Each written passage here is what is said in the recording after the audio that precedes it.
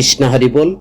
শুধু গৌর ভক্তমণ্ডলী, সকল ভক্তবৃন্দের শ্রীচরণে আমি কদমের শতকোটি দণ্ডবত প্রণাম ভক্তি গ্রহণ করবেন। হরে কৃষ্ণ। আজকে আমরা আস্বাদন করব শ্রীমদ্ ভগবত গীতার 10ম অধ্যায় বিবৃতি যুগের মাধুর্য কথা। তো সর্বপ্রথম আমার একটি ছোট্ট অনুরোধ, আপনারা সম্পূর্ণ ভিডিওটি শ্রবণ করবেন এবং পরবর্তী কৃষ্ণ সম্বন্ধীয় ভিডিও পেতে চ্যানেলটিকে সাবস্ক্রাইব করবেন। হরে কৃষ্ণ। 10ম অধ্যায় বিবৃতি যুগ অর্থাৎ ভগবান শ্রীকৃষ্ণকে জানা। সৃষ্টি কখনো স্বতন্ত্রভাবে তার নিজের স্রষ্টাকে জানতে পারে না, তাই আমরা আমাদের প্রচেষ্টায় অথবা জড়জাগতিক কোনো যোগ্যতার দ্বারা পরমেশ্বর ভগবান শ্রীকৃষ্ণকে কখনোই জানতে পারি না। তাকে জানা যায় একমাত্র কেবল ভগবান শ্রীকৃষ্ণ তারই কৃপায়। ভগবান শ্রীকৃষ্ণ সবকিছুর উৎস, তাই তার আদি অন্ত উপলব্ধি করা অসম্ভব। যিনি প্রকৃত তত্ত্ব জানার মাধ্যমে তাকে পূর্ণরূপে জানতে পারেন, তিনি তৎক্ষণাৎ সমস্ত পাপ থেকে মুক্ত হয়ে ভক্তি ভরে তিনি তার সেবায় যুক্ত হন। 10ম অধ্যায়ের প্রথম শ্লোকে তাৎপর্য হচ্ছে, শ্রীকৃষ্ণকে জানা যায় না, কেবল তিনি তাকে জানাতে পারেন। এই জন্য যত্নের সাথে তিনি তার কথা, ভগবানের কথা, কৃষ্ণের কথা শ্রবণ করতে বলছেন। ভগবানকে জানার যে প্রথম যে যোগ্যতা, গভীর মনোযোগ এবং যত্নের সাথে ভগবান সম্বন্ধে শ্রবণ করা। এই শ্রবণের উপকারিতা রয়েছে। ভগবান অথবা তার ভক্তের কাছ থেকে ভগবান সম্পর্কে শ্রবণ করা। ভগবানের কথা যত বেশি শ্রবণ করা যায়, ভগবানের প্রতি ভক্তি তত বৃদ্ধি পায়, আরো দৃঢ় হয়। শ্রবণের যোগ্যতাও রয়েছে, যা সত্যি সত্যি শ্রীকৃষ্ণকে জানবার জন্য যারা সর্বদা উদগ্রীব থাকেন, চেষ্টা করেন, একনিষ্ঠায় থাকেন, তারাই কেবল ভক্ত সঙ্গে ভগবানের কথা শ্রবণ করার একমাত্র যোগ্য পাত্র। অর্জুনেরও যোগ্যতা ছিল। অর্জুনের কি যোগ্যতা ছিল? অর্জুনের শ্রীকৃষ্ণের কাছ থেকে শ্রবণের জন্য শুধু উদগ্রীব বা তিনি সচেষ্ট ছিলেন না, তিনি ছিলেন শ্রীকৃষ্ণের অত্যন্ত প্রিয় ভক্ত। ভগবান বলছেন না, তুমি আমার প্রিয় পাত্র, তাই আমি তোমার হিতের জন্য আমার বিভূতি সম্বন্ধে পূর্বে যা বলেছি তার চেয়ে উৎকৃষ্ট জ্ঞানের কথা এখন বলছি, ভালো করে শুনো। শ্রবণকারীদের পুনরায় শ্রবণ করার বলার তাৎপর্য হচ্ছে, পূর্বের বিষয় থেকে বর্তমান বিষয়টি হচ্ছে অধিক জটিল এবং উৎকৃষ্ট। তাই তা বোঝানোর জন্য ভগবান শ্রীকৃষ্ণ বিশেষভাবে অর্জুনকে বলছেন, আমি যা পূর্বে বলেছি তার চেয়ে অধিক উৎকৃষ্ট কথা বলছি, তা মনোযোগ সহকারে শ্রবণ করো। তা বোঝার জন্য বিশেষ একাগ্রতা, মনোযোগের প্রয়োজন। মহাবাহ বলে সম্বোধন করেছেন। ভগবান অর্জুনকে ইঙ্গিত করেছেন, অর্জুন যেমন যুদ্ধক্ষেত্রে বাহুবল প্রদর্শন করেছিলেন, তেমনি এখন যেন তিনি তার বুদ্ধিবল প্রদর্শন করে এই উৎকৃষ্ট জ্ঞান উপলব্ধি করেন। 9ম অধ্যায় থেকে 10ম অধ্যায় ভগবান তার বিভূতির সম্পূর্ণ উৎকৃষ্ট কি তা বলছেন। ভগবান 7ম, 8ম, 9ম অধ্যায়ে তিনি ভক্তি লাভের যে হেতুরূপ ঐশ্বর্য জ্ঞানের কথা বলেছিলেন এবং তারই পুষ্টি লাভের জন্য তিনি এই 10ম অধ্যায়ে তার বিবিধ বিভূতি বিস্তৃতভাবে বর্ণনা করছেন। প্রশ্ন হতে পারে, এই 10ম অধ্যায় যদি ভগবানের বিবিধ প্রকাশ বিভূতি কার্যাবলী সম্পর্কে 9ম অধ্যায় থেকে গূঢ় জ্ঞানের কথা বিস্তৃত আলোচনা হয়ে থাকে, তবে এই অধ্যায়ের পরিবর্তে 9ম অধ্যায়কে কেন রাজগুহ্য যুগ বলা হয়েছে?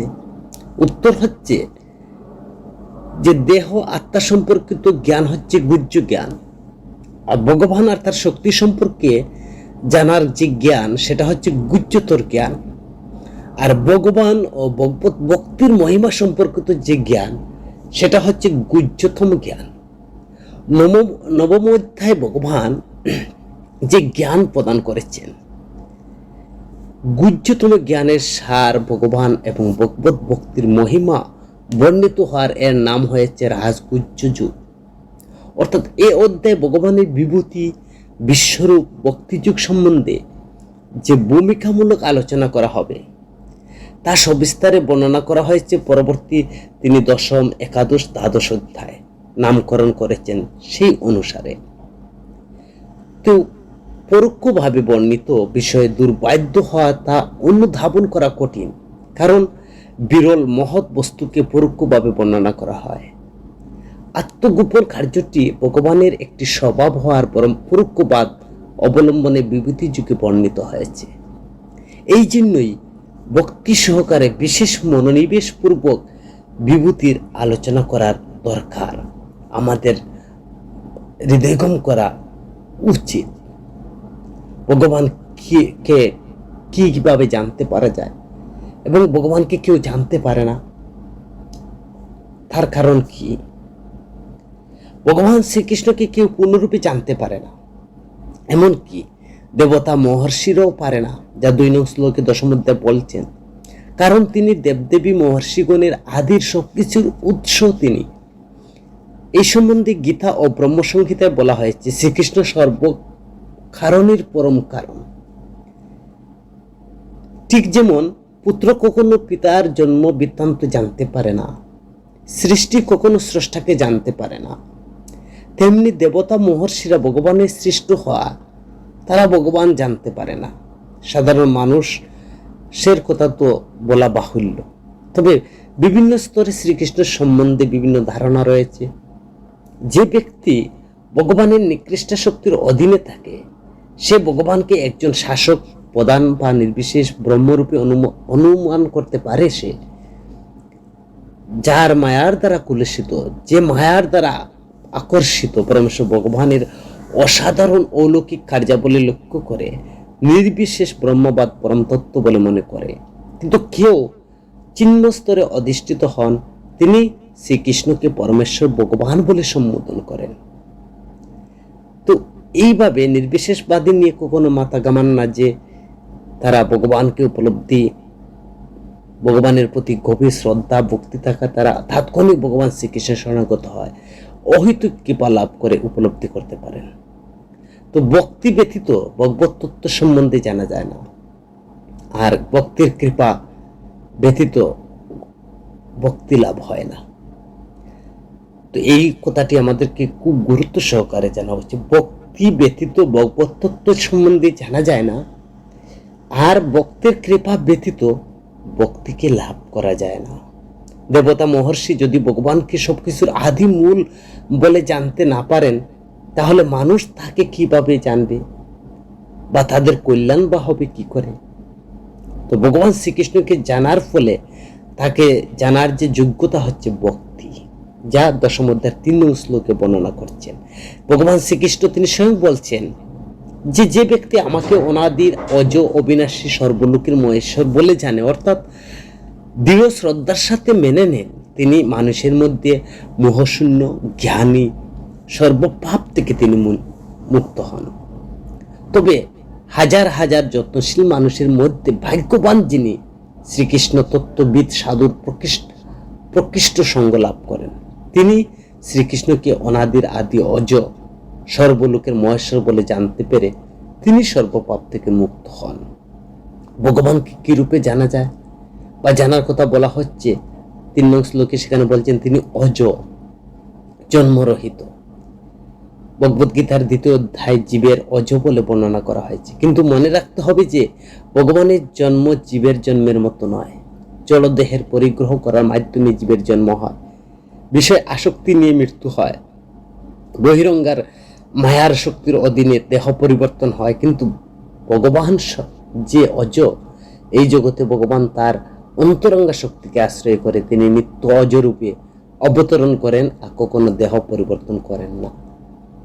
ব্যক্তি লোক মহেশ্বরও তিনি সেখানে বলছেন। এর মানে ভগবান হলেন সমস্ত গ্রহলোকের অধীশ্বর বা মহেশ্বর, কারণ তিনি সৃষ্টির আদি, সমস্ত সৃষ্টি থেকে সম্পূর্ণরূপে তিনি স্বতন্ত্র। তো ভগবান শ্রীকৃষ্ণকে জানতে গেলে ভগবত ভক্তির প্রয়োজন। ভগবান শ্রীকৃষ্ণ যে আমাদের জানার ক্ষমতা প্রদান করেন যদি, তাহলে আমরা জানতে পারব। ভগবান শ্রীকৃষ্ণকে যাবতীয় গুণের আধার উৎস যা অর্জন করতে হবে জীব ভগবত তত্ত্ব অনুসন্ধান করে। যা দশমধ্যায়ের 4 থেকে 5 নং শ্লোকে সেখানে ভগবান মানব দেবকুলের জন্য যে ভাব গুণসমূহ সৃষ্টি করেন, যাদের দ্বারা কৃষ্ণ ভাবনার পথে বা কৃষ্ণ চিন্তার পথে অগ্রসর হতে পারে, তার বিকাশ হবে কিভাবে, এবং ভগবত ভক্তি অনুশীলনের ফলে যেসব গুণ, সেই সব গুণ প্রকাশিত হয়, সত্যজাত গুণ সমূহ ভগবানের মায়া শক্তি থেকে উৎপন্ন হলেও শক্তিমান আর শক্তি এক হওয়া, তার মূল উৎস হচ্ছেন ভগবান। তো শাস্ত্রজ্ঞ ব্যক্তিগণ নিজ বুদ্ধির দ্বারা ভগবত তত্ত্ব জানতে পারেন না, কারণ সত্য গুণজাত গুণসমূহ গুণাতীত ভগবত তত্ত্বে প্রবেশ করার যোগ্যতা নেই। কেবল ভগবানের কৃপা হলে আমরা সেই যোগ্যতা লাভ করতে পারবো। আর সেই গুণগুলোর কথা তিনি বলছেন বুদ্ধি, জ্ঞান, সংশয়, মোহ থেকে মুক্তি, সহিংসু, ক্ষমা, সত্যবাদী, ইন্দ্রিয় সংযম, মন নিয়ন্ত্রণ, সুখ দুঃখ, ভয়, অহিংসা, সমতা, তুষ্টি, তপস্যা, কৃচ্ছ সাধন, ধান, যশ, এই 16টি গুণ প্রকাশ পায়। ভগবান শ্রীকৃষ্ণ যে অনাদির আদি, তা প্রমাণের জন্য তিনি সৃষ্টির ক্রম তুলে ধরেছেন দশম অধ্যায়ের 6 নং শ্লোকে। পরমেশ্বর ভগবান শ্রীকৃষ্ণের সাংস প্রকাশ বিষ্ণু থেকে ব্রহ্মার প্রথম যে সৃষ্ট জীব ব্রহ্মা থেকে সৃষ্টি হয় চতুষ্কুমারের কথা বলছেন সনক, সনন্দ, সনাতন, সনত কুমার। সপ্তম মহর্ষি কথা বলছেন ভৃগু, মরিচি, অত্রি, পুল্লস্ত, পুলহ, ক্রেতু, বশিষ্ঠ। চতুর্দশ মনুর কথা বলছেন স্বয়ম্ভু, সরচিস, উত্তম, থামস, বৈবশত, চাক্ষুষ, বৈবশত, শ্রাবণী, দক্ষ শ্রাবণী, ব্রহ্ম শ্রাবণী, ধর্ম শ্রাবণী, রুদ্র শ্রাবণী, দেব শ্রাবণী, ইন্দ্র শ্রাবণী। এইভাবে 25 জন মহর্ষি সমগ্র হচ্ছেন ব্রহ্মার সৃষ্টি জীবসের, ব্রহ্মাণ্ডের জীবসমূহের পিতা হচ্ছেন ব্রহ্মা। তো অন্যভাবে ভগবানকে জানা সম্ভব কেবল বিভূতি যুগ ঐশ্বর্য সম্বন্ধে শ্রদ্ধার সাথে শ্রবণ দ্বারা। যা দশম অধ্যায়ের 7 নং শ্লোকে বলছেন ভগবানের বিভূতি যুগ ঐশ্বর্য সম্বন্ধে জানার যেসব ফল, তিনি সেই শ্লোকে বলছেন যিনি এই সম্বন্ধে শ্রবণ করেন, পূর্ণরূপে বিশ্বাস করেন, তিনি সমস্ত প্রকার সন্দেহ মোহ পাপ থেকে মুক্ত হন, ভক্তি যুগ অনুশীলনে স্থির দৃঢ়নিষ্ঠ হন, প্রেমময়ী ভগবত সেবার প্রতি আগ্রহী বৃদ্ধি পায়। তখন ভগবান শ্রীকৃষ্ণের প্রতি শরণাগত হওয়া ছাড়ার কোনো বিকল্প থাকে না, তা উপলব্ধি হয়। তো আমার এই বিভূতি, ভগবান বলছেন পরম ঐশ্বর্য যিনি শ্রদ্ধা ও দৃঢ়তার সাথে মেনে নেন, তবে যে আমার প্রতি অবিচল ভক্তি হয়, তাতে কোনো সন্দেহ নেই। ভগবান স্বয়ং বলছেন তো যথার্থ জ্ঞান কিভাবে লাভ করা যায়? ভগবত গীতা, ভাগবত, শাস্ত্র অনুগামী সমূহ উপলব্ধির মাধ্যমে। ভগবান শ্রীকৃষ্ণ পরম ঐশ্বর্য বিভূতি পূর্ণরূপে উপলব্ধি করার ক্ষেত্রে আমাদের অবহেলা করা কখনো উচিত নয়। ভগবান শ্রীকৃষ্ণ জড় চিন্ময় জগতের সবকিছুর উৎস। কেউ তাকে জানতে পারে না, কারণ সবাই তার দ্বারা সৃষ্ট। তিনি অজ হয়ে জন্মগ্রহণ করেন, তিনি অনাদি হয়ে বাল্য যৌবন লীলা প্রকাশ করেন, তিনি সমস্ত লোকের মহেশ্বর হওয়ার সত্ত্বেও অনেকের তার ভক্তের দ্বারা পরিচালিত হন। যারা ভগবান শ্রীকৃষ্ণের সবকিছুর উৎস রূপে উপলব্ধি করেন, তারাই ভক্তে পরিণত হন। তাদেরই চিত্ত প্রাণ সর্বদা শ্রীকৃষ্ণের সমর্পণ করে তারা অপ্রাকৃত আনন্দ উপভোগ করেন বলে। ভগবান শ্রীকৃষ্ণ তার কাছে যাওয়ার জন্য তাদের জ্ঞানজনিত বুদ্ধিও তিনি দান করেন, যা তিনি 8 থেকে 11 নং শ্লোকে সেখানে বলা হয়েছে যে চতুর্শ্লোকী গীতার কথা। 8 নং শ্লোকে শ্রীকৃষ্ণ প্রতিষ্ঠা করছেন যে তিনি পরমেশ্বর ভগবান, আমি জড়চেতন জগতের সবকিছুর উৎস, অহম সর্বস্ব প্রভু। এই কথা জানার ফল হচ্ছে, এই কথা জেনে ভক্তরা কি করে আমার শরণাপন্ন হয়, ভক্তি সহকারে আমার ভজনা করে। সবকিছুর উৎস রূপে কিভাবে শ্রীকৃষ্ণকে উপলব্ধি করা যায়, যা 8 নং শ্লোকে বলছেন সদ্গুরুদেবের কাছ থেকে কৃষ্ণ তত্ত্ব জ্ঞান শ্রবণের মাধ্যমে যিনি হবেন যথার্থ তত্ত্বজ্ঞানী, বৌদ্ধিক শাস্ত্রে সুপণ্ডিত, শ্রী চৈতন্য মহাপ্রভুর মতো নির্ভরযোগ্য আচার্যের কাছ থেকে যথার্থ জ্ঞান আহরণে প্রকৃত সত্য জানতে সক্ষম হবে। আর এই শিক্ষার যথার্থ প্রয়োগ কিভাবে করতে হয় তা জানান শ্রীকৃষ্ণ। যে ব্রহ্মা, শিব সহ সমস্ত দেবদেবীর উৎস তা শাস্ত্রীয় প্রমাণ রয়েছে। গোপাল তাপনী উপনিষদে বলা হয়েছে শ্রীকৃষ্ণ সর্বপ্রথম ব্রহ্মাকে বৈদিক জ্ঞান প্রদান করেছেন। নারায়ণ উপনিষদে বলা হয়েছে শ্রী নারায়ণ জীব সৃষ্টির ইচ্ছা করলে তার থেকে ব্রহ্মা, 25 জন প্রজাপতি, ইন্দ্র, 8 বসু, 11 রুদ্র, 12 আদিত্যের জন্ম হয়। আর এই নারায়ণ শ্রীকৃষ্ণের সাংস প্রকাশ। মহা উপনিষদে আছে সৃষ্টির আদিতে কেবল পরম পুরুষ নারায়ণই ছিলেন। ব্রহ্মা, শিব, অগ্নি, চন্দ্র, সূর্য ইত্যাদি কেউ ছিল না। মুখ্য ধর্মে শ্রীকৃষ্ণ বলছেন প্রজাপতি, রুদ্র, অন্যান্য সকলকে আমি সৃষ্টি করেছি, যদিও তারা জানে না, কারণ আমার মায়ার শক্তির দ্বারা তারা বিমোহিত। বরাহ পুরাণে বলা হয়েছে শ্রী নারায়ণ পরম পুরুষোত্তম ভগবান, তার থেকে ব্রহ্মা ও শিবের জন্ম হয়েছে। তো ভগবত গীতার সমস্ত অপ্রামাণিক মনগড়া ভাষা বর্জন করে দৃঢ় সংকল্প, গভীর নিষ্ঠার সাথে কৃষ্ণ ভাবনা ভক্তি যুগের পথে এগিয়ে যেতে হবে। তো ভগবত গীতার 9 নং শ্লোকে শ্রীকৃষ্ণ বর্ণনা করছেন কিভাবে ভক্তরা তার সাথে সম্পর্ক যুক্তের কথা বলছেন।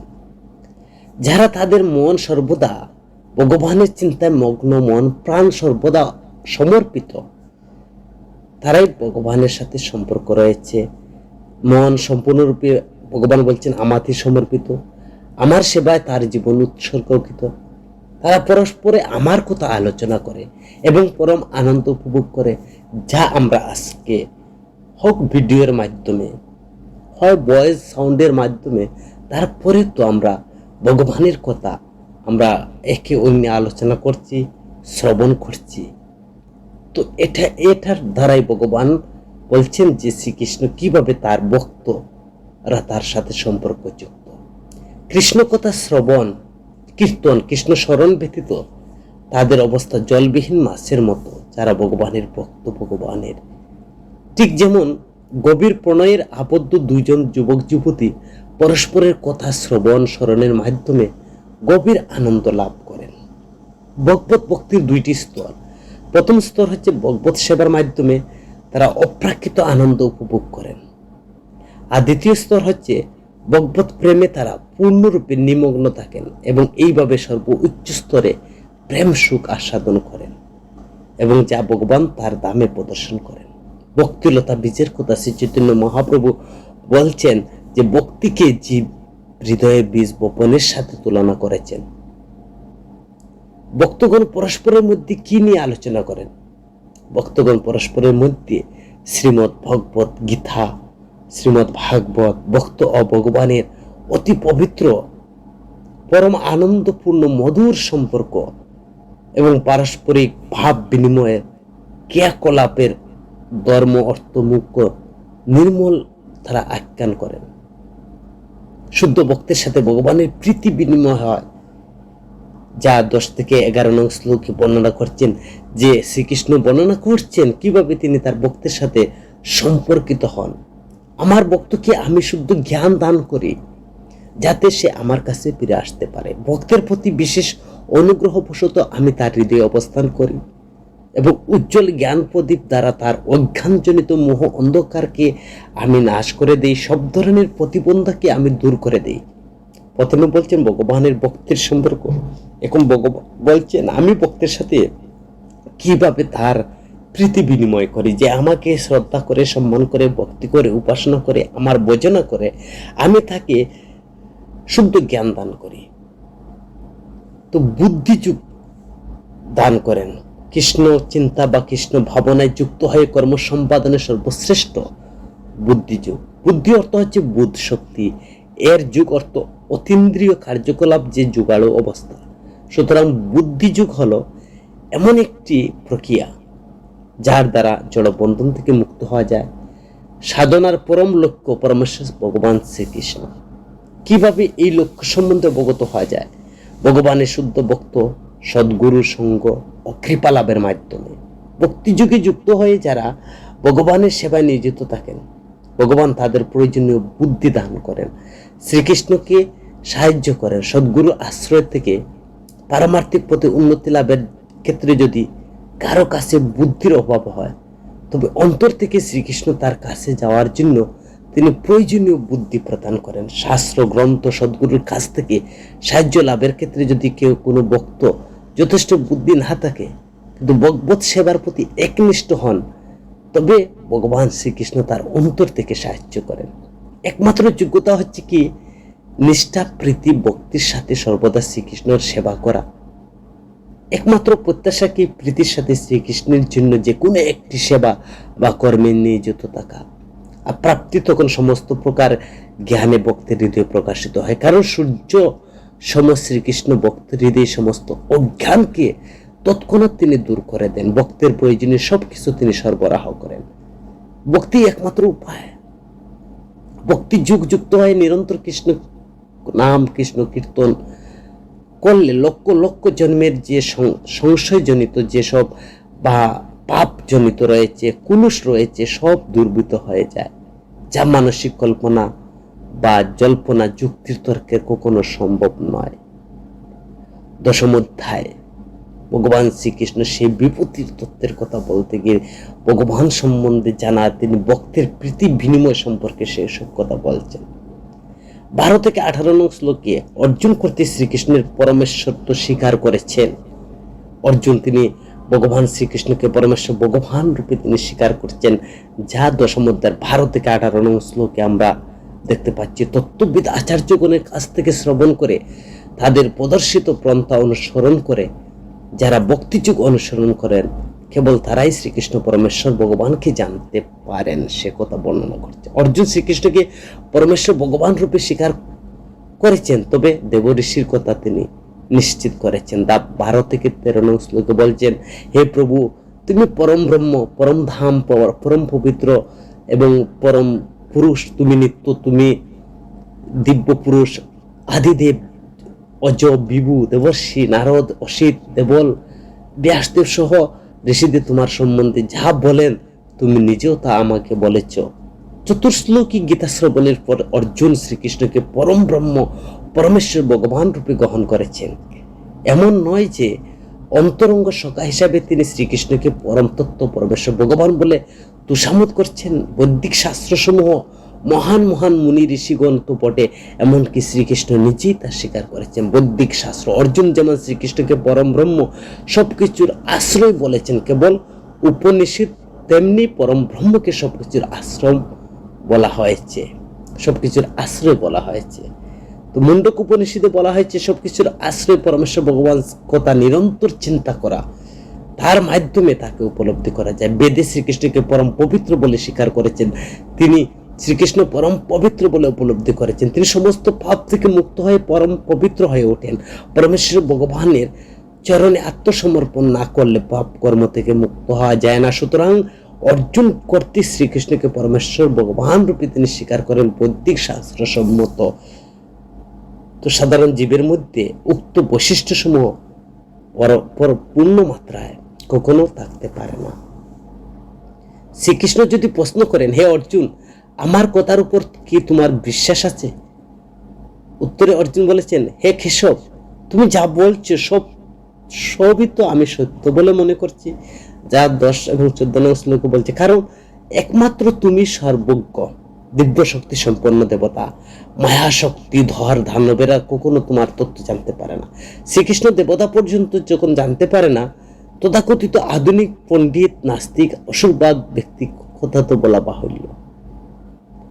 ব্রহ্মা শিবাদি দেবগণও যদি জানতে পারেন না, তাহলে পণ্ডিত কিভাবে জানবেন অসুর মনোভাব নিয়ে? অর্জুন 15 শ্লোকে তিনি বলছেন যে, হে ভূত ভাবন, হে ভূতেশ, হে দেবদেব, হে জগৎপতে, হে পুরুষোত্তম, তুমি নিজেকে জানো। অর্জুন বলছেন যে একমাত্র পরমেশ্বর ভগবান শ্রীকৃষ্ণ স্বয়ং তার অন্তরঙ্গা শক্তির দ্বারা নিজেকে পূর্ণরূপে জানতে পারেন। ভগবান শ্রীকৃষ্ণ অজ হয়ে কিভাবে জগতে আবির্ভূত হয়ে তার সচিদানন্দ তনু প্রকট করেন, দেব, ঋষি, নর, দানব কেউ জানতে পারে না বা বুঝতে সক্ষম নয়। একমাত্র শ্রীকৃষ্ণ কৃপা করে যাকে জানান, কেবল তিনি তাকে জানতে পারেন। এই সম্বন্ধে চৈতন্য চরিতামৃত বলছেন, ঈশ্বরের কৃপালেশ হয় যার অন্তরে, আর সেই তো ঈশ্বর তত্ত্ব বুঝিবারে পারে। গীতায় পরমেশ্বর ভগবান শ্রীকৃষ্ণের কথা, তাই তার কাছ থেকে বোঝা উচিত। যেমন অর্জুন বুঝেছিলেন পরম তত্ত্ব শ্রীকৃষ্ণকে কিভাবে জানা যায়, ভগবান শ্রীকৃষ্ণ অথবা তার কৃপাপ্রাপ্ত কোন শুদ্ধ ভক্তের কাছ থেকে ভগবত গীতার জ্ঞান গ্রহণ করার মাধ্যমে মনোধর্মীয় পণ্ডিত বা অসুর ভাব সম্পূর্ণ নাস্তিকের লেখা ভাষ্য বর্জন করতে হবে। কলুষিত জল্পনা কল্পনার দ্বারা মানুষকে ভগবানের কাছ থেকে দূর থেকে সরানোর গহিত অপরাধ এবং পাপ কার্য থেকে বিরত থাকতে হবে। অর্জুনের উপলব্ধির দ্বারা এখানে কৃষ্ণ তত্ত্ব তথা শ্রীকৃষ্ণ পরমেশ্বর প্রতিষ্ঠিত হয়েছেন। পুরুষোত্তম ভূত ভাবন, পুরুষোত্তম এই শব্দের দ্বারা শ্রীকৃষ্ণকে পরম পুরুষোত্তম ভগবান বলে সম্বোধন করেছেন। ভূত ভাবন, ভূত ভাবন অর্থ হচ্ছে সর্বজীবের জনক শ্রীকৃষ্ণকে সকল জীবের পিতা রূপে অনেকে নাও জানতে পারেন, তাই অর্জুন এখানে শ্রীকৃষ্ণকে ভূত ভাবন বলে সম্বোধন করেছেন। ভূতেশ, ভূতেশ অর্থ কি? ভূত ভাবন অর্থাৎ সর্বজীবের পিতা রূপে জানলেও অনেকে থাকে সকল জীবের পরম নিয়ন্ত্রণ বা ঈশ্বর রূপে নাও জানতে পারে। এই কারণে অর্জুন শ্রীকৃষ্ণকে ভূতেশ বলেছেন, ভূতেশ বা সর্বজীবের পরম নিয়ন্ত্রণ বলে সম্বোধন করেছেন। দেবদেব, সকল আরাধ্য দেবতার আরাধ্য হচ্ছেন এবং জগৎপতি দেব হলে কেউ তো রক্ষক না হতে পারেন, কিন্তু তাই অর্জুন জগৎপতি জগতের অধীশ্বর বলে সম্বোধন করেছেন। যেহেতু শ্রীকৃষ্ণ সকলের রক্ষক, এইভাবে শ্রীকৃষ্ণকে পরম মেশ্বর্ত সিদ্ধ হলো। অর্জুন এইভাবে তিনি ভগবানকে তিনি পরমেশ্বর ভগবান বলে স্বীকার করছেন। তুমি কেবল অবগত, তাই অতি দুর্গম, কিন্তু তোমার মহিমা স্বরূপ সম্বন্ধে জানার সর্বদা তোমার অশেষ বিভূতির জ্ঞানের প্রয়োজন। ভগবান সম্বন্ধে জানতে হলে সর্বাগ্রে এই বিভূতি জ্ঞান জানতে হবে। এই জন্য তোমার বিভূতির বিষয়ে আমার জিজ্ঞাসার উদয় হয়েছে। তাই আমার অনুরোধ, আপনি বিভূতি যুগ সম্বন্ধে বলুন। দয়া করে তুমি বিভূতির দ্বারা সমস্ত জগৎ ব্যাপ্ত আছো, আর সেই সম্পর্কে সবিস্তারে আমাকে বলো। 10 অধ্যায়ের 16 নং শ্লোকে অর্জুনের উপলব্ধি। তিনি ইতিমধ্যে কৃষ্ণ তত্ত্ব উপলব্ধি হয়েছেন, বিষয় সন্তুষ্ট, সন্দেহ মুক্ত। শ্রীকৃষ্ণের কৃপায় তিনি ব্যক্তিগত অভিজ্ঞতা এবং বুদ্ধি জ্ঞানের দ্বারা অন্যরা যা অর্জন করুক না না করুক, তো শ্রীকৃষ্ণের পরম পুরুষোত্তম ভগবান রূপে উপলব্ধি করেছেন, আর এখানে কোনো সন্দেহ নেই। তাহলে সবিস্তারে জানতে চাওয়ার কারণটা কি? সর্বসাধারণের মধ্যে শ্রীকৃষ্ণের ভগবত তত্ত্ব বিশ্বাসের উপর উৎপাদনের জন্য সাধারণ লোকেরা বিশেষ করে ভগবান সর্বব্যাপ্ত রূপে তার প্রতি বেশি আকৃষ্ট হোক। হে যুগিন, যার যুগশক্তি আছে, তোমার বিভূতি সবিস্তারে না শুনলে আমি কিভাবে তোমাকে জানতে পারবো? কিভাবে সর্বদা আমি তোমার কথা চিন্তা করতে পারবো? কিভাবে আমি তোমাকে স্মরণ করতে পারবো? যা 17 নং শ্লোকে বর্ণনা করতেন। যুগিন অর্থ হে যুগেশ্বর শব্দের তাৎপর্য শ্রীকৃষ্ণ যুগমায়ার অধীশ্বর। তিনি যুগমায়ার দ্বারা সাধারণের কাছ থেকে নিজেকে আবৃত করে রাখেন অথবা নিজ থেকে তার প্রশংসা করে রাখেন। কেশুচ্চ বেশু কথাটির অর্থ হচ্ছে এর দ্বারা জড়া প্রকৃতির নির্দেশ করা হচ্ছে শ্রীকৃষ্ণকে শরীরধারী কোনো ব্যক্তিরূপে কিভাবে দর্শন করা যায় তাও নির্দেশ করা হচ্ছে। বৈষ্ণব হিসাবে অর্জুনের স্বভাব সেখানে প্রকাশ হচ্ছে। সাধারণ মানুষের উপকারে মঙ্গলের জন্য তিনি শ্রীকৃষ্ণের কাছে এইসব প্রশ্ন করেছেন। ভগবান সর্বদা সর্বব্যাপ্ত রূপে নিগুড় রহস্য আবরণ উন্মোচন করেছেন, তা সর্বসাধারণের বোধগম্য করছেন। তাই তিনি বলছেন, হে জনার্দন, তুমি নিজের যুগৈশ্বর্য বিভূতি সম্বন্ধে পুনরায় সবিস্তার বলো, কেননা তোমার অমৃতময় বাক্য শুনে আমার তৃপ্তি হচ্ছে না, আমার শ্রবণ পিপাসু আরো ক্রমশ বৃদ্ধি পাচ্ছে। যা 10 অধ্যায় 18 নং শ্লোকে। অমৃতময় বাক্য আমাকে বলা। শ্রীকৃষ্ণ সম্বন্ধে যে কোনো কথা পরম অমৃতের মতো, ব্যবহারিক অভিজ্ঞতার মাধ্যমে অমৃত অনুভব করা যায়। শ্রীকৃষ্ণের বিষয়ে আলোচনা চির অভিনব বিশুদ্ধ, তা আধুনিক ইতিহাস বা গল্পের মতো নয়। এমন চিন্ময় অভিনব সাহিত্যের দৃষ্টান্ত হলো শ্রীমদ্ ভাগবতম। আর সেখানে বর্ণনা করা হয়েছে ভগবানের বিভিন্ন অবতার এবং ভগবান শ্রীকৃষ্ণের যে অমৃতময় লীলা কাহিনী। অর্জুন শ্রীকৃষ্ণকে সবিস্তারে বিভূতির বর্ণনার অনুরোধ করেছিলেন কয়েকটি কারণ। যে কি কারণে তিনি বিভূতি জানার জন্য আগ্রহ হয়েছিলেন। সাধারণ মানুষের জন্য, সাধারণ মানুষের, বিশেষ করে যারা ভগবানের সর্বব্যাপ্ত প্রকৃতির বিশেষভাবে জানতে আগ্রহী, জড়বাদীদের জন্য, তিনি নিজেও যেন শ্রীকৃষ্ণের চিন্তায় নিমগ্ন হতে পারেন, অমৃতের আস্বাদনের জন্য তিনি বিভূতির কথা বর্ণনা করছেন বা জিজ্ঞাসা করছেন। শ্রীকৃষ্ণ তার শক্তি কার্য প্রকাশের মাধ্যমে এই জগতে দৃশ্যমান। অত্যন্ত মজার বিষয় হলো শ্রীকৃষ্ণ কিভাবে তার শক্তি বৈভবের মাধ্যমে বর্তমান তা আমরা এই জগতে দেখতে পাচ্ছি। সাধারণ জগতে বিশেষ বিশেষ শ্রেণীর বিভূতির বর্ণনার পর শ্রীকৃষ্ণ দেখিয়েছেন তার মধ্যে সর্বোত্তমটি প্রকাশ করেছেন। দশম অধ্যায়ের 19 নং শ্লোকে আমার অনন্ত বিভূতির মধ্যে প্রধান প্রধান কয়েকটি তালিকা আমি উপস্থাপন করছি। ভগবান তিনি বলছেন, শ্রীকৃষ্ণ অনন্ত অসীম বিভূতি শব্দের তাৎপর্য যার দ্বারা ভগবান সমগ্র সৃষ্টকে নিয়ন্ত্রণ করেন তাই বিভূতি। বিভূতি কি? বিভূতি হচ্ছে ভগবান সমগ্র সৃষ্টির নিয়ন্ত্রণ করেন তাই বিভূতি। তার দ্বারা অসাধারণ ঐশ্বর্য ঐশ্বরিক ক্ষমতা নির্দেশ করা হচ্ছে। কেন ভক্তরা তাকে জানতে বা উপলব্ধি করতে চান? শ্রীকৃষ্ণ পূর্ণরূপে জানার জন্য নয়, বিশেষ কোনো সময়ে বা জীবের একটি বিশেষ পর্যায়ে আংশিকভাবে জানতে পারেন মাত্র। শ্রীকৃষ্ণের প্রত্যেকটি প্রসঙ্গ অত্যন্ত আস্বাদনীয়, অমৃতময়। ভক্তরা তা আস্বাদন করেন, অপ্রাকৃত আনন্দ আস্বাদন করেন। বিভূতি শব্দের তাৎপর্য যার দ্বারা ভগবানের সমগ্র সৃষ্টির নিয়ন্ত্রণ করেন তাই বিভূতি। এর দ্বারা অসাধারণ ঐশ্বর্যকে নির্দেশ করা হচ্ছে। হে গুড়াকেশর, গুড়াকেশর তো নিদ্রাজয়ী অর্জুন, আমি সর্বভূত তথা সকল জীবের হৃদয়ে অন্তর্যামী পরমাত্মা, আমি সকল জীবের উৎপত্তি আদি স্থিতি মধ্য সংহার কারণ, যা বিষ্ণু শ্লোকে বলছেন তো সমুদ্র সর্বভূতের আদি মধ্য অন্ত। পরমাত্মা রূপে ভগবান শ্রীকৃষ্ণ তিনি বলছেন, আমি পরমাত্মা রূপে। শ্রীকৃষ্ণই কিরোৎসাহী বিষ্ণুর প্রত্যেক জীবের হৃদয়ে অবস্থানকারী অন্তর্যামী পরমাত্মা। মহাবিষ্ণু রূপে তিনি মহত্তত্ত্বের পরম আত্মা, গর্ভোদকশাহী বিষ্ণুর প্রত্যেক ব্রহ্মাণ্ডের পরমাত্মা।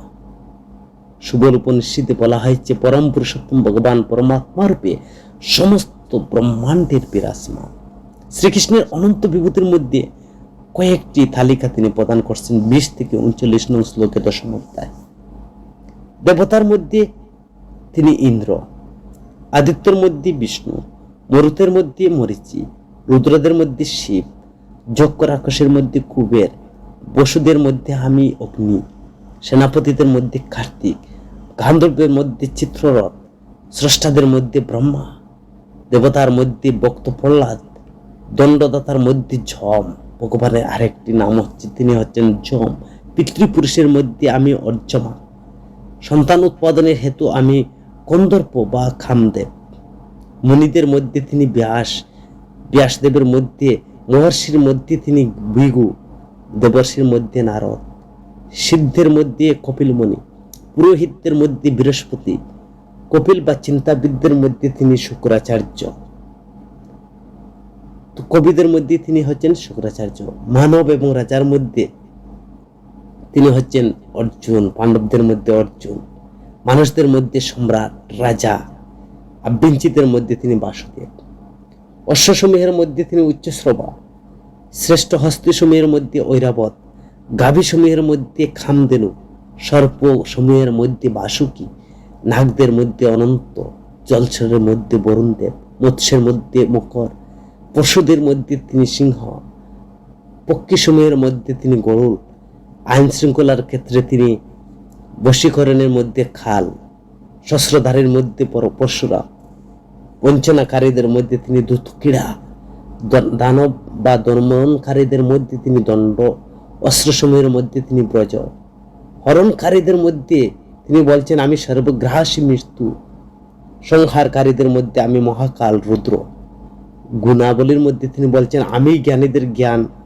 গুহ্য ধর্মের মধ্যে আমি মৌন, বিজয় খামীদের মধ্যে আমি নীতি, আমি তেজস্বীর তেজ, আমি নারীদের মধ্যে, এখানে নারীদের গুণ বলছেন কীর্তি, শ্রী, ভানি, স্মৃতি, মেধা, ধীতি, ক্ষমা, এবং আমি উদ্যমীদের মধ্যে উদ্যম, আমি বিজয়, আমি বলবানের বল, জ্যোতিষ্করের মধ্যে আমি কিরণশালী সূর্য, নক্ষত্রের মধ্যে আমি রুদ্র, এবং পর্বতসমূহের মধ্যে সুমেরু, স্থাবর সমূহের মধ্যে হিমালয়, জলাশয়ের মধ্যে সাগর, বৃক্ষসমূহের মধ্যে অশ্বত বৃক্ষ, পবিত্রকারীদের মধ্যে বায়ু, নদী সমূহের মধ্যে গঙ্গা, সৃষ্ট বস্তুর মধ্যে আমি আদি, মধ্য, অন্ত, অনন্ত। এর অর্থ হচ্ছে ব্রহ্মা, বিষ্ণু, শিব, মহেশ্বর। মিন সমূহের মধ্যে আমি অগ্রহায়ণ, ঋতুসমূহের মধ্যে আমি বসন্ত, অনন্ত মহাকাল। আমি ছাড়া স্থাবর জঙ্গম কোনো বস্তুর অস্তিত্ব থাকতেই পারে না। দর্শন বিষয়ে তিনি বলছেন, আমি সমস্ত জীবের হৃদয়ে অবস্থানকারী পরমাত্মা, আমি সমস্ত জীবের জীবনী শক্তি চেতনা, আমি সর্বভূতের আদি মধ্য অনন্ত, আমি সর্বভূতের বীজ। ভাবি খালের বস্তুসমূহের মধ্যে আমি উদ্ভব, ইন্দ্রিয় সমূহের মধ্যে আমি মন, দ্বন্দ্ব সমূহের মধ্যে আমি গায়ত্রী, সমস্ত বর্ণ অক্ষরের মধ্যে আমি অম, সমাজ সমূহের মধ্যে আমি দ্বন্দ্ব সমাস, সমস্ত বিদ্যার মধ্যে আমি আধ্যাত্মিক বিদ্যা, তাত্ত্বিকবাদ বা জল্প ও বিতণ্ডার মধ্যে আমি সিদ্ধান্তবাদ, সামবেদের মধ্যে আমি বৃহৎ সাম, সমস্ত বাক্য সমূহের মধ্যে আমি ওমকার, যজ্ঞ সমূহের মধ্যে আমি হরির নাম জপযজ্ঞ, দেব বেদ সমূহের মধ্যে আমি সামবেদ। এইভাবে ভগবানের বিভূতির কথা বলছেন। আদিত্য মোট 12 জন, তার মধ্যে শ্রীকৃষ্ণ প্রধান, সূর্য কিরণ সেই জ্যোতিষ্কের মধ্যে তিনি প্রধান, চন্দ্রের মধ্যে তিনি প্রধান, জড়চেতনার মধ্যে প্রধান, রুদ্র 11 জন, তার মধ্যে শিব হচ্ছেন প্রধানতম গুণপতি, কুবের দেবতাদের প্রধান কোষাধ্যক্ষ, মেরু প্রাকৃতিক সম্পদের জন্য বিখ্যাত পর্বত, অশ্বত হচ্ছে সর্ববৃহৎ, সবকিছুর অত্যন্ত সুন্দর বিক্ষতশালী বৃক্ষ, এবং গন্ধর্ব হচ্ছে গন্ধর্ব লোকের অধিবাসী, সঙ্গীত বিদ্যার পারদর্শী, চিত্ররথ হলেন শ্রেষ্ঠ সঙ্গীত অজ্ঞ, উচ্চশ্রব বা গোলা বা ঐরাবত হস্তি হচ্ছে অমৃত থেকে যারা উদ্ভূত, রাজা সম্রাট শ্রীকৃষ্ণের প্রতিনিধি, কারণ তিনি রাষ্ট্র শাসক, সুরভি ঘাবি গোলক বৃন্দাবনে এই ঘাবি থাকে যারা যে কোনো সময় যে কোনো পরিমাণ দুধ দিতে সমর্থক, কন্দর্প হলো খামদেব যার প্রভাবে সুসন্তান উৎপন্ন হয়, শ্রীকৃষ্ণ সমস্ত আদির মধ্যে অন্ত এবং শিক্ষামূলক গ্রন্থ, 14টি বিভাগ, 4টি বেদ অন্তর্ভুক্ত, 6টি দর্শন, বেদান্ত, ন্যায়শাস্ত্র, ধর্মপুরাণ, যুগ বেদান্ত, আধ্যাত্মিক বিদ্যার কথা বলা হয়েছে। শ্রীকৃষ্ণ তিনি তার প্রতিনিধি, কাল শ্রীকৃষ্ণের প্রতিনিধি। ভাবি কালে বস্তুসমূহের মধ্যে শ্রীকৃষ্ণের উদ্ভব কিভাবে, দেহের 6 ধরনের পরিবর্তন হয়, জন্মের মাধ্যমে যে শক্তির দ্বারা সন্তান থেকে ভূমিষ্ঠ হন, গায়ত্রী মন্ত্রের মধ্যে সুসংগত ছন্দ, কবিতার মধ্যে তিনি শ্রেষ্ঠ। এই মন্ত্র উচ্চারণের যোগ্যতা আধ্যাত্ম মার্গে যারা বিশেষত উন্নত তারাই এই মন্ত্র উচ্চারণ করতে যোগ্যতা অর্জন করে। গায়ত্রী মন্ত্র উচ্চারণের জন্য সদ্গুণের অধিকারী হতে হবে, সুযোগ্য ব্রাহ্মণ তা গেয়ে থাকেন। শ্রীমদ্ ভাগবত উল্লেখ করা হয়েছে, ব্রহ্মা মন্ত্রের প্রবর্তক গুরু শিষ্য পরস্পরাক্রমে বৌদ্ধিক সভ্যতা অত্যন্ত গুরুত্বপূর্ণ উদ্দেশ্য এবং লক্ষ্য সম্পর্কে বলছেন। এ পরমতম আমার বিভূতির অন্ত নেই। পরে শেষে তিনি বলছেন যে এখানে আংশিক তিনি বর্ণনা করছেন, তুলে ধরছেন, যা দশম অধ্যায়ের 40 নং শ্লোকে বলছেন, তাহলে তোমার বিভূতির প্রকৃত পরিচয় কি হে ভগবান? জগতে যা ঐশ্বর্যময়, শোভাময়, প্রভাবযুক্ত বস্তু আছে সেগুলো তো তুমি আমারই তেজ তথা প্রকৃতির অংশভূত বলে জানবে, যা 41 নং শ্লোকে সেখানে বর্ণনা করছেন। হে অর্জুন, এর অধিকার আমাকে কি বলবে, তোমাকে কি বলবো? সংক্ষেপে এইটুকু জেনে রাখো, সমগ্র বিশ্ব ব্রহ্মাণ্ড আমার এক অংশের দ্বারা আমি পরিব্যাপ্ত, সারথী রূপে তোমার সামনে অবস্থানও করছি। সমস্ত শক্তির উৎস পরমাত্মা। অনেকে বলেন যে দেবতা আরাধনা করার মাধ্যমে পরমেশ্বর ভগবানের কাছে পৌঁছে যায়।